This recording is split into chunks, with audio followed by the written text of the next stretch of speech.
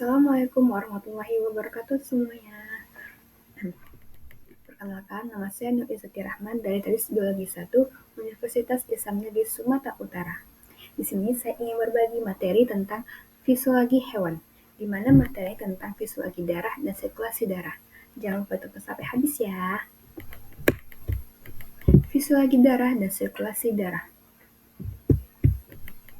Apa itu fisiologi darah dan sirkulasi darah? Jadi, fisiologi darah adalah suatu sistem yang berfungsi mengangkut oksigen, nutrisi, dan membuang limbah dari seluruh tubuh. Sedangkan sirkulasi darah adalah proses mengalirkan darah dari jantung ke seluruh tubuh dan kembali lagi ke jantung.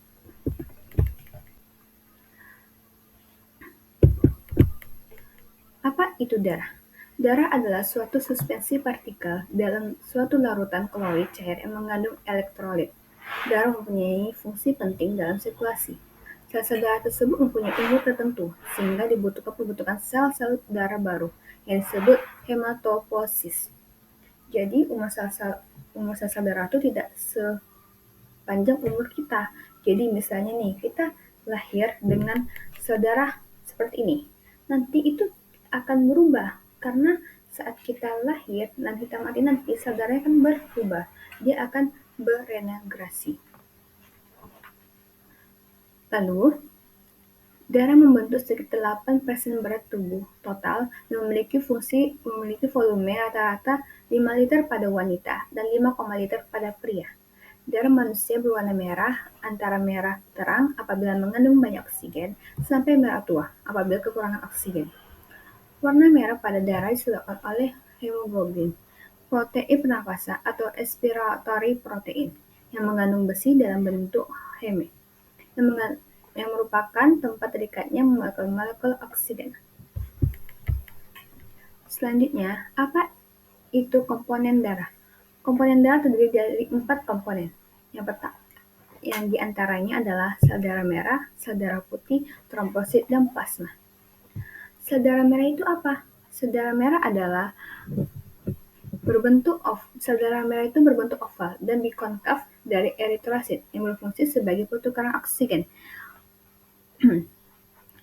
Dan untuk normalnya morfologinya sel darah merah ini, dia itu tergantung kepada spesiesnya.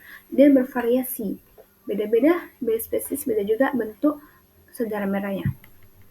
Fungsi utama dari sel darah merah adalah untuk mengangkut HO2 yang membawa oksigen ke jaringan. Lalu, ada sel darah putih. Sel darah putih adalah sel darah yang memiliki warna dan memiliki inti, dan juga unit-unit pertahanan tubuh.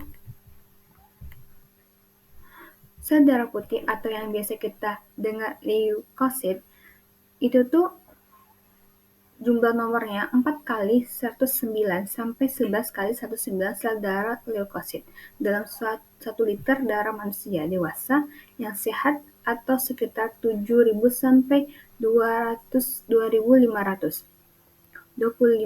sel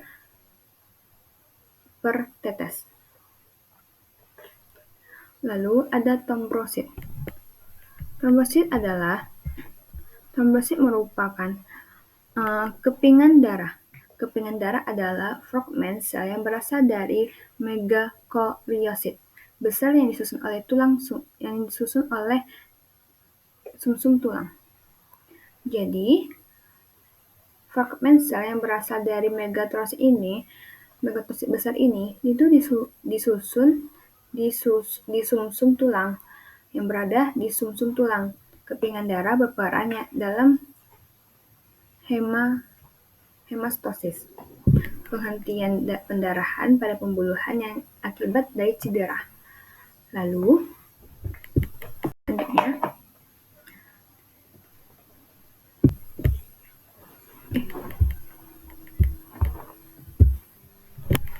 selanjutnya plasma darah.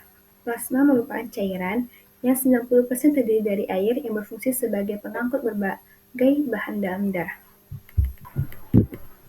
Lalu kita masuk ke dalam sistem peredaran darah atau sirkulasi darah. Sistem peredaran darah atau sistem kardiovaskular atau yang biasa kita sebut sistem sirkulasi adalah suatu sistem organ yang berfungsi memindahkan zat dan nutrisi dari sel Sistem ini juga membantu menstabilisasikan suhu dan pH tubuh. Dan sistem peredaran ini biasanya tuh bekerja pada jantung. Jantung bekerja sebagai pemompa darah untuk mengalirkan ke seluruh tubuh. Dan jantung memiliki 4 bagian. Ada atrium dan vertikal. Atrium kanan dan atrium kiri, sedangkan vertikal begitu juga, ada vertikum kanan dan vertikum kiri.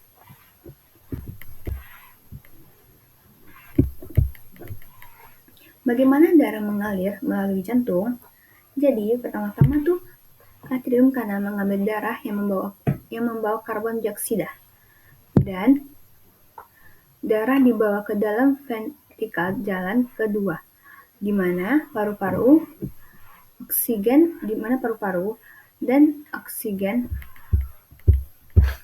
menggantikan karbon dioksida.